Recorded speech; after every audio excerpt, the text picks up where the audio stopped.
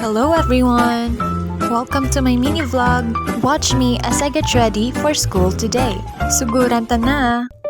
So after magbangon, nag-stretching ko anay, kag naghimo sa akon nga hiligdaan. Pagkatapos, I washed my face and proceeded to eat my breakfast.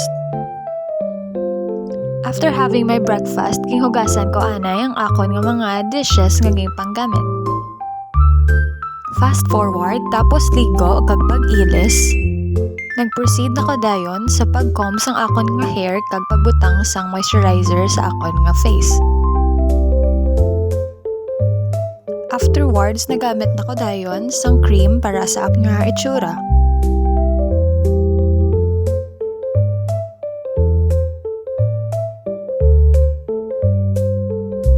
After sang whitening nga cream, BB cream naman dayon.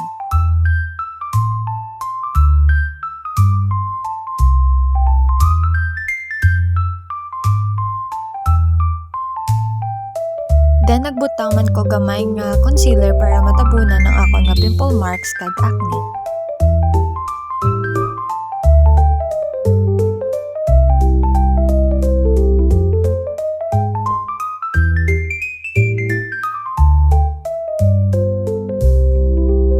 Also, nagbutang man ko lip balm. Then, nag-shape sang akon nga eyebrows using the brush kag ang eyebrow pencil.